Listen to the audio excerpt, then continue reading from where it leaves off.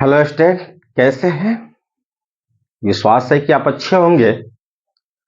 और आज मैं फिर वर्ग 10 के त्रिकोणमितीय अनुप्रयोग एक्सरसाइज 9 को लेकर के आया हूं 9.1।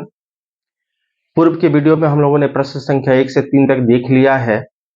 आज की वीडियो में हम लोग 3 से आगे यानी चौथे नंबर प्रश्न से देखेंगे। चूंकि मैं वीडियो छोटा छोटा बना रहा हूं, कम समय का बना रहा हूं, इसलिए अधिक क्वेश्चन को समाहित नहीं कर रहा हूं ताकि आप भी इजी वे में देख सके और आप भी बोरियत अपने को फील ना करें और अच्छे से समझ सके। तो आइए देखते हैं क्वेश्चन नंबर 4 हमारा क्या कहता है। क्वेश्चन नंबर 4 है कि भूमि के एक बिंदु से जो मीनार के पाद बिंदु से 30 मीटर की दूरी पर है। भूमि पर एक बिंदु है जो मीनार के पाद यानी जड़ से 30 मीटर की दूरी पर है। मीनार के शिखर का उन्नयन कोण 30 डिग्री है। मीनार के शिखर का उन्नयन कोण कितना डिग्री है?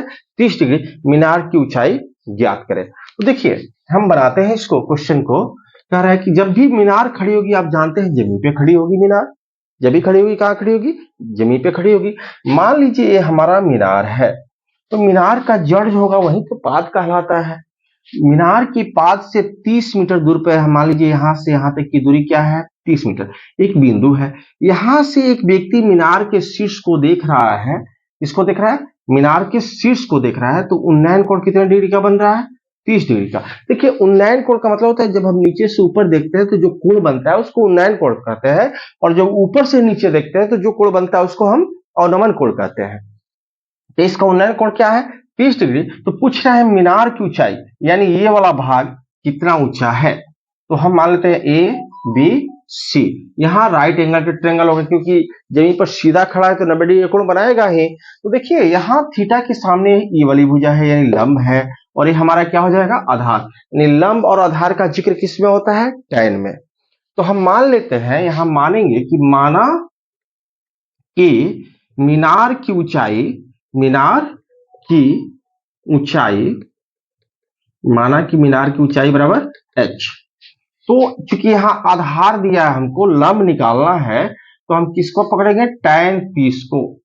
tan थीटा का मान लेंगे, यानी थीटा के स्थान पर क्या है? 30 डिग्री है। तो ए बी बटा tan थीटा बराबर लंब बटा आधार, यानी ए बी बटा बी सी। तो tan 30 डिग्री का मान आप जानते हैं, tan 30 का मान होता है 1/√3। tan 30 का मान क्या होता है? 1/√3। ए बी हमारा क्या माने हुए है? h, और बी सी हमारा क्या है? 30 है। तो क्रॉस मल्टीप्लाई करेंगे तो ये हो जाएगा h√3। अब 30 से कम 30, तो h बराबर हो जाएगा 30/√3। हर का परिमेयकरण करेंगे तो इस √3 से ऊपर नीचा गुना कर देंगे। ये हो जाएगा हमारा 30√3। 30 से √3 में गुना करेंगे तो क्या हो जाएगा? 30√3, और √3 से √3 में गुना करेंगे क्या हो जाएगा? 3। 3 दहिया 30, यानी 10√3 मीटर। यानी मीनार की ऊंचाई क्या होगी? 10√3 मीटर। अब हम देखेंगे क्वेश्चन नंबर 5। क्वेश्चन नंबर 5 पे कह रहा है कि भूमि से 60 मीटर की ऊंचाई पर एक पतंग उड़ रही है। पतंग में लगी डोरी को अस्थायी रूप से भूमि के एक बिंदु से बांध दिया गया है। भूमि के साथ डोरी का झुकाव 60 डिग्री है। यह मानकर कि डोरी में कोई ढील नहीं है, डोरी की लंबाई ज्ञात कीजिए। तो मान के चलिए ये हमारा जमीन है, ये हमारा क्या है? जमीन है। हम इसका आंसर बना रहे हैं। मान लीजिए ये हमारा जमीन है, और पतंग यहाँ जमीन से 60 मीटर की ऊंचाई पर उड़ रहा है। कितने मीटर की ऊंचाई पर उड़ रहा है? 60 मीटर की ऊंचाई पर। और पतंग की डोर भूमि से यहाँ बांध दी गई है, जिसका झुकाव है यहाँ पर कितने डिग्री का? 60 डिग्री का। तो मान लीजिए ए बी सी, यहाँ पे 90 डिग्री कोण होगा। यहाँ पे कितने डिग्री कोण होगा? 90 डिग्री का। अब हमको पूछा जा रहा है पतंग की डोरी की लंबाई। हम यहाँ मान लेते हैं, माना कि डोरी की लंबाई बराबर x। हमने इसको क्या मान लिया? x मान लिया। अब देखिए यहाँ पे थीटा के सामने की ये भुजा है यानी लंब, और ये हमारा क्या है? कर्ण। तो लंब और कर्ण किस में आता है? तो साइन में आता है। तो हम यहाँ साइन थीटा, यानी थीटा का मान क्या है 60 डिग्री, तो मैं साइन 60 डिग्री लूंगा, तो साइन 60 डिग्री बराबर होता है ए बी लंब बटा कर्ण, ए बी बटा ए सी। तो साइन 60 का मान क्या होता है हमारा √3/2। तो ए बी हमारा क्या है 60 है और ए सी हमारा x।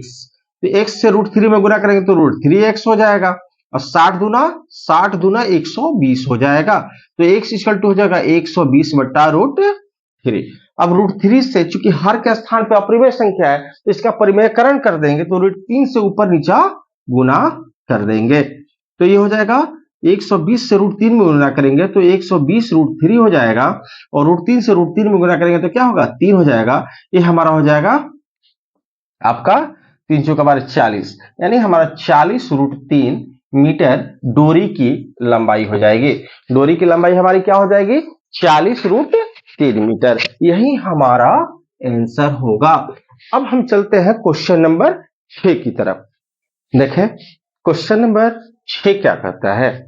क्वेश्चन नंबर 6 कहता है कि 1.5 मीटर लंबा एक लड़का 30 मीटर ऊंचे भवन से कुछ दूरी पर खड़ा है।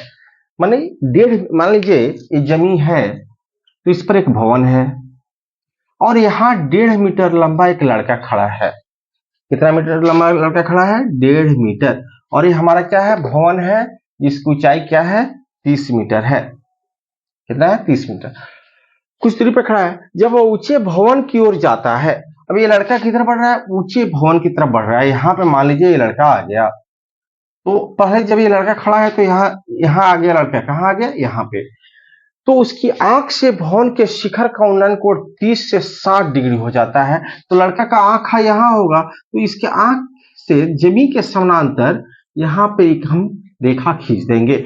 जब ये 1.5 मीटर होगा तो हमारा ये भी कितना होगा 1.5 मीटर, और ये लड़का यहाँ पहुंचा अर्थात यहाँ आ गया है। जब यहाँ था तो इसके आंख से उन्नयन कोण कितने डिग्री का बन रहा था 30 डिग्री का, और जब बच्चा यहाँ आ गया तो कितने डिग्री का कोण हो गया 60 डिग्री का हो गया। तो पूछ रहा है कि बताइए भवन की ओर कितना दूरी तक चल कर गया है, यानी यहां से यहां तक की दूरी पूछा जा रहा है आपसे। तो मान लीजिए ए बी सी डी, और इसको हम मानते हैं ई और इसको मान लेते हैं एफ, यानी हमसे डीएफ पूछा जा रहा है। यहां से यहां तक की दूरी हमसे पूछी जा रही है कि वो कितना दूर तक चलकर गया है। तो सबसे पहले बात ये जानिए कि जब हमारा यहां से यहां तक 30 मीटर है, तो ये जो दूरी 1.5 मीटर है, तो 30 मीटर में से 1.5 मीटर कम कर देंगे। 30 मीटर यानी ए ये आंसर हम निकाले, तो ए हम अगर निकाले ए तो हमारा हो जाएगा ए बी माइनस बीई।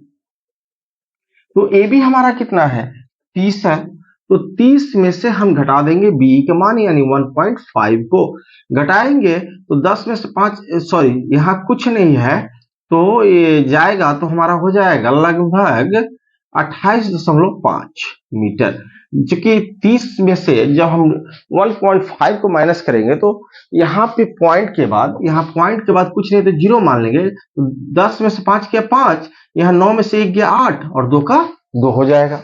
यानी यहां से ए की लंबाई जो है यहां से यहां तक की ऊंचाई तो हमारी 30 मीटर है यहां से यहां तक, लेकिन ये हमारा कितना है 28.5 मीटर। अब आइए अब हम निकालते हैं सबसे पहले tan 30 का मान। किसका मान tan 30 का, क्योंकि यहाँ आधार और लंब की ही बात हो रही है, आधार और लंब की ही बात हो रही है, तो tan का ही मान लिया जाएगा क्योंकि tan में लंब और आधार होता है। तो हम एक बार tan 30 को लेंगे और एक बार tan 60 को लेंगे।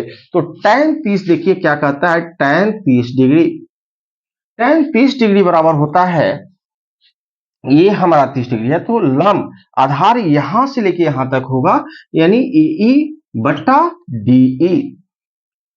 तो tan 30 का मान होता है 1/√3। यही हमारा क्या है 28.5 बटा डी।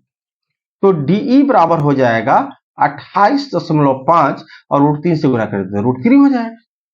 अब मैं इस tan 60 को लेकर हल करता हूं, तो tan 60 डिग्री बराबर हो जाएगा लंब यानी ए बटा आधार एफ।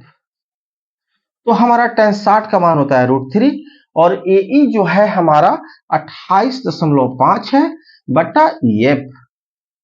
अभी देखिए ये हमको पता इसके नीचे कुछ नहीं है तो 1 मान लेंगे, तिरछा गुना करेंगे तो EF बराबर हो जाएगा, EF √3 बराबर हो जाएगा 28.5, यानी EF इक्वल टू हो जाएगा 28.5 बटा √3। हमको चाहिए क्या, DF। तो DF बराबर हो जाएगा क्या, DE घटाओ EF, यानी DE घटाओ EF को घटा देंगे तो हमारा ये वाला मान मिल जाएगा। तो DF यानी X और DE हमारा क्या है, DE कितना है, तो देखिए DE हमारा है 28.5 √3। EF क्या है, तो 28.5 बटा √3। इसको सॉल्व करेंगे तो इसके नीचे कुछ नहीं है तो 1 मानेंगे, बट्टे का घटाव करेंगे तो यहां आ जाएगा हमारा √3 से इसमें गुना करेंगे तो हो जाएगा 28.5 और √3 गुने √3 तो रूट हट जाएगा, 3 हो जाएगा, यहां हो जाएगा 28.5। अब गुना करके देखें, 3 पचे 15, हासिल 3 बटे 24 1 25, हाथ में 2 3 दूने 6 2 8, यानी 85.5 घटाओ 28.5 बटा √3। अब देखिए 5 5 0 हो गया, दशमलव 5 में से 15 में से 8 गया 7, 7 में से 2 गया 5, यानी इतना हो गया हमारा। अब इसको क्योंकि 57 बटा √3 मानेंगे, क्योंकि दशमलव के बाद 0 का कोई वैल्यू नहीं होता है। अब इसके हर का परिमेयकरण करें तो √3 से ऊपर नीचा गुना कर देंगे तो हमारा क्या हो जाएगा, 57 √3 बटा 3। इसको कटाएंगे तो 3 एकम 3, 2 गया 3 9 27, यानी 19 √3, यानी हमारा कितना मीटर दूर गया, वो 19 √3 मीटर दूर गया है, यानी हमारा जो है आंसर क्या होगा, 19 √3 होगा। वो लड़का जो है भवन की तरफ कितना दूर बढ़ा है, यानी DF अर्थात X बढ़ा है और X का मान क्या आ गया, 19 √3, यही हमारा आंसर होगा। आज की वीडियो में बस इतना ही।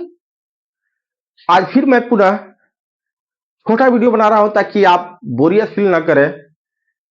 नेक्स्ट क्वेश्चन जो है मैं नेक्स्ट वीडियो में लेकर के आऊंगा। अगर आपको ये वीडियो अच्छी लगी हो तो कृपया लाइक एंड सब्सक्राइब कीजिएगा और मेरे चैनल को अपने दोस्तों के पास शेयर कीजिएगा। Thank you.